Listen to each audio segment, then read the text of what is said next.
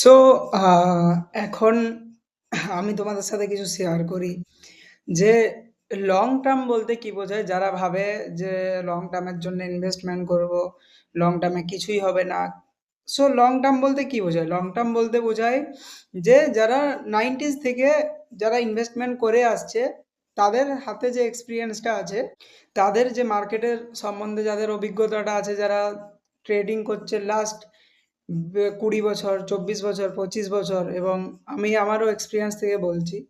So আমার journey বলি যে আমাকে একটা স্যার মানে আমি ফার্স্ট ইনভেস্টমেন্টের রিটার্নের ব্যাপারে মোটামুটি জানতাম আর কোম্পানির ব্যাপারে মোটামুটি জানতাম। কিন্তু তখন আমার যে ইনভেস্টমেন্ট হতো সেটা যেকোনো কোম্পানি একটা কিনতাম আজকে একটা ৮টা করে শেয়ার কিনে রাখতাম সব কোম্পানির। সো অ্যাকচুয়ালি ব্যাপারটা কি হয় একটা মিডল ক্লাস থেকে আসার ফলে আমাদেরকে এই যে প্রসেসটা এটা শিখানোর মতো কেউ থাকেনি। যদি আজকে সে যদি দিল্লি কিংবা কলকাতায় আ জন্মগ্রহণ করে তো তাদের শিখাবার অনেক লোক আছে। বাট যদি কারোর আগ্রহ থাকে সে জীবনে অনেক এগিয়ে যেতে পারে। সো আজকে আমি একটা কথা শেয়ার করি যে তোমাদের সাথে যে বিল গেটস বিল গেটস এই জন্যই হতে পেরেছে তার কারণ হচ্ছে ওর 1960 তে ১৯৬০ সালে ইন্ডিয়াতে কম্পিউটার এসছে ১৯৫০ সালে। আর ১৯৬০ সালে ওর হাতে কম্পিউটার চলে এসছে। তো তার জন্যই সে জীবনে অনেক এগিয়ে যেতে পেরেছে। মানে সে নিজের ইনভেস্টমেন্ট কোথায় করবে, কি নিয়ে রিসার্চ করছে সবকিছু এভরিথিং তো শো করবে অনলি ওয়ান ডিভাইস যেটা হচ্ছে কম্পিউটার কিংবা ল্যাপটপ। যেটা আমি চাই যে প্রত্যেকটা গার্ডিয়ান যারা এই ভিডিওটা দেখছেন so they provide their sons to upgrade themselves. শুধু প্রোভাইড করলেই হবে না, তাহলে তো এটা ধুলা জমে যাবে। তাহলে ডিভাইসের দামটা কি রইল? তার সাথে তাকে যে স্টুডেন্টটা আজকে রাকেশ ঝুনঝুনওয়ালা বলি, আজকে রাধাকৃষ্ণ দামানি বলি, আজকে সমস্ত আ যারা 1400 crore পোর্টফোলিও বানিয়েছে একেকজন। সো তাদের কেসটা কি হয়েছে? তাদের ইনভেস্টমেন্ট জার্নি ঘরের সবাই তো বিজনেসম্যান। সো তাদের ইনভেস্টমেন্ট জার্নি এভাবেই স্টার্ট হয়েছে। গাইড করার জন্য লোক থাকে যেটা পারিবারিক আমাদের সমস্ত পরিবারে যেটা হয়ে ওঠে না।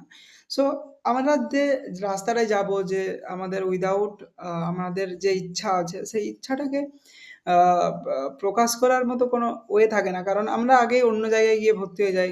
কারোর যদি ইলেকট্রিক্যাল ইঞ্জিনিয়ারিং করার ইচ্ছা থাকে সে কম্পিউটার করে। যার কম্পিউটার ইচ্ছা আছে সে ইলেকট্রিক্যাল করে। তো এই হচ্ছে কেস। সো এই আ কেসের জন্যেই আমি আমার জবকে কুইট করেছিলাম। সো আমার একটা স্যার ছিল খুবই ভালো। তার কাছে অনেক কিছু নলেজ শেয়ার করেছে সেই স্যারটার নাম হচ্ছে অশোক স্যার। সো জাস্ট আমাকে আইডিয়া দিত, হ্যাঁ, এইভাবে ইনভেস্টমেন্ট করতে হবে, এইসব কোম্পানিতে লাগাতে হবে।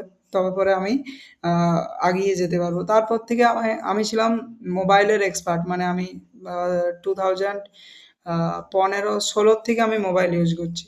সো মোবাইলের সেটিং সমস্ত কিছু ঘাটাঘাটি কোথায় কি আছে A to Z সবকিছু আমি জানতাম। আর সমস্ত কারোর কিছু মোবাইলে প্রবলেম হলে এভরিথিং সেরে দিতে পারতাম। সো সেই ঘটনাগুলো জানার পরে আমার এখানের প্রতি রিসার্চটা অনেক বেড়ে গেছিল। সো তারপর থেকে আমি খুঁজতে থাকি, ফাইন্ড আউট করতে থাকি কে কোথায় আছে, কোথায় ইউএসএ কে কি টপ করছে। আমার সাবজেক্ট মানে যদি স্টক মার্কেটের হিসাবে ধরি, তো স্টক মার্কেটে কে কোথায় আগিয়ে আছে, তাদেরকে জাস্ট ফলো করি। তাদের জন্য আমি তাদেরকে আমি একবারও মানে ইয়ে করি না যে এ এত টাকা কামাচ্ছে, সে এত করছে, এ এত করছে। ওইসব না ভেবে আমি ডাইরেক্ট আমার থিংকিংটা এই যে, হ্যাঁ, ও কিছু করেছে, তার মানে আমাকেও ওর ও কিভাবে করছে সেইটা ফলো করে আমাকেও আপগ্রেড করতে হবে। না তার উপরে কোনো রাগ দেখিয়ে এ করে নিয়েছে, সে করে নিয়েছে, আমার পাশের বাড়ির ও করেছে, ও এ করে নিয়েছে। ডোন্ট ওয়ারি, ফলো করতে হবে যে সে কিভাবে করেছে, সেইটা করলে আমি আগে এগিয়ে যেতে পারবো। বাস। এবারে আমি দেখব কিছু স্টক যে লং টার্ম বলতে কি বোঝায় এবং লং টার্মে কি হতে চলেছে আমি তোমাদের সাথে এনালাইসিস করব। যেমন টাটা মোটরস বলেছিলাম যে যাবে। তো শর্ট টার্মের জন্য গেল, তার মানে এই না যে লং টার্মের জন্য যাবে। এরপরে আমি শেয়ার করছি তোমাদের সাথে। সাপোজ ধরে নাও মার্কেট ক্র্যাশ হয়ে গেছে। ২৪ কিংবা ২৫ কিংবা ২৬ প্রচুর যুদ্ধ হয়েছে, market crash. So what happened then? তখন কি হতে পারে?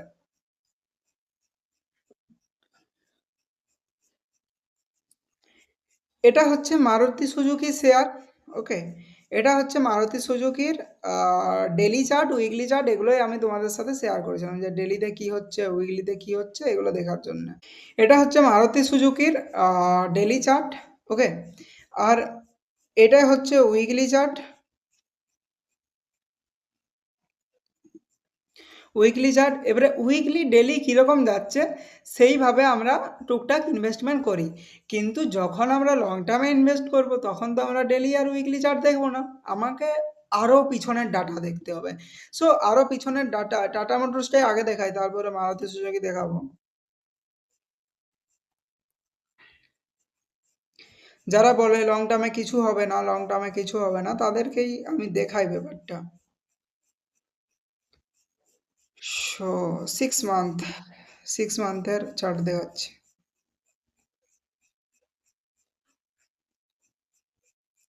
এটা হচ্ছে লাস্ট 6 মান্থের চার্ট অফ টাটা মোটরস। আমি কি বলেছিলাম যে 950 নিএমএ কিভাবে ইউজ হয়? 950 নিএমএ হচ্ছে এ সবসময় ট্রাই করে 9 এর কাছে আসতে। তাহলে এবারে যদি টাটা মোটরস 9 এর কাছে আসে তো কত দূর আসবে?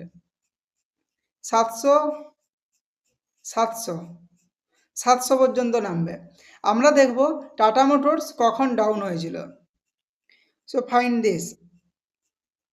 এটা হচ্ছে 2016 সাল, 2017 সাল। 2017 সালে টাটা মোটর যে ক্র্যাশ হয়েছিল, টাটা মোটর কত পার্সেন্ট ডাউন হয়েছিল? 84% ডাউন। ওকে, 80% ডাউন। সো এবার আমরা দেখব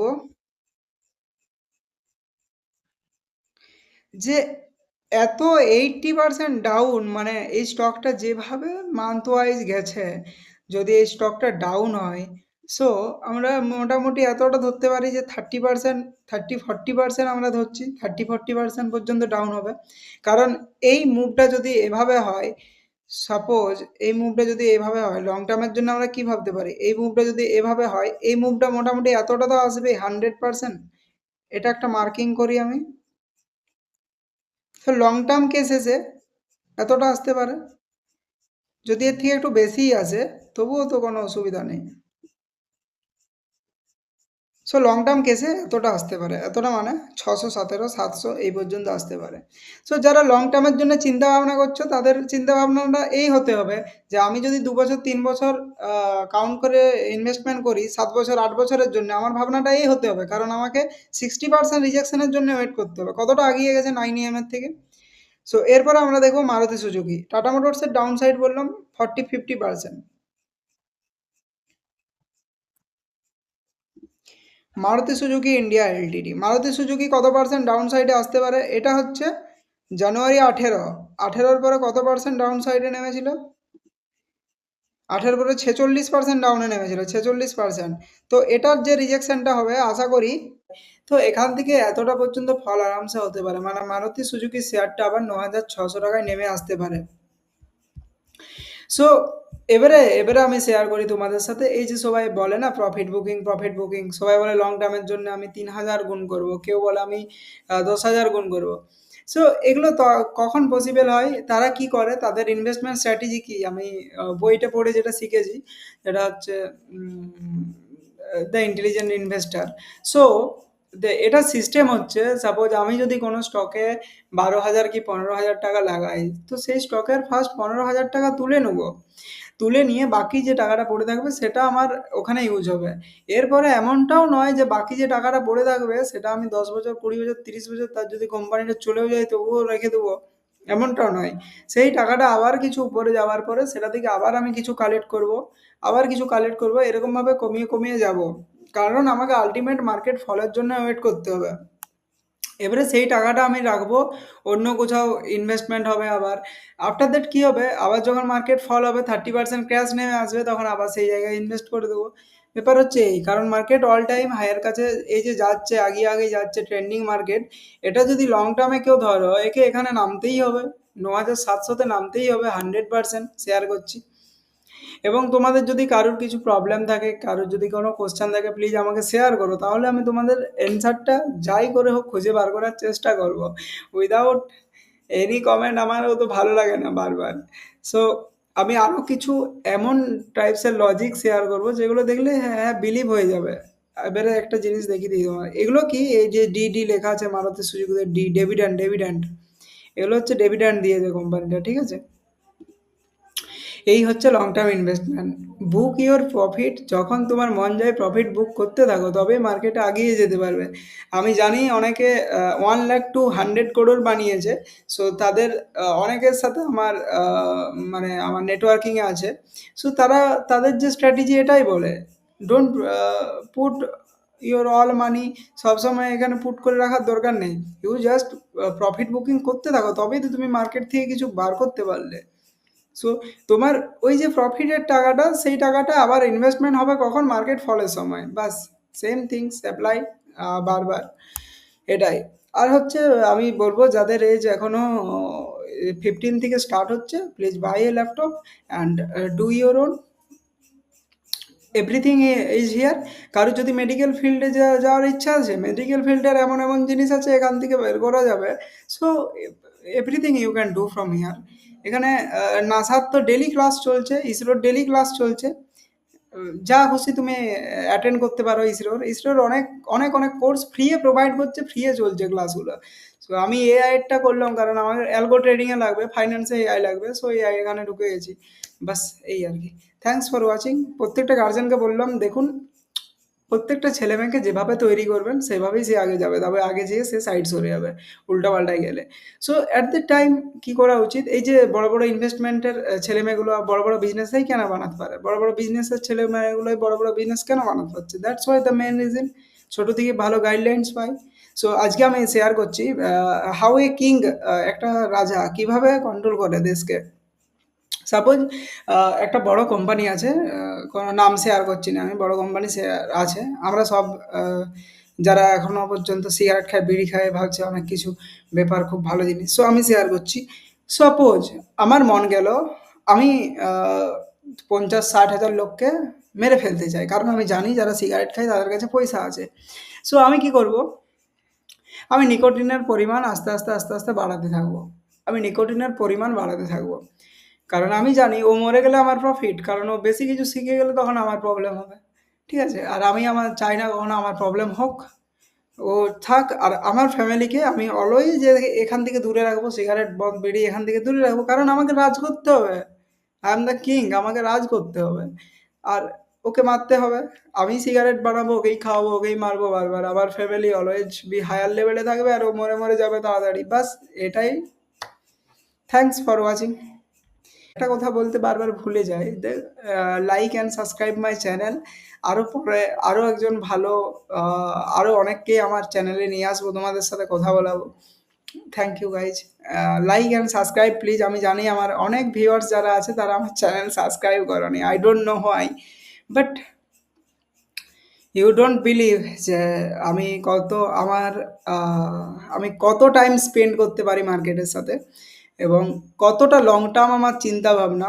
সো এক্স্যাক্টলি আমি যদি আজ থেকে 10টা 15টা সাকসেসফুল লোকের অনেক তো স্টোরি পড়লাম।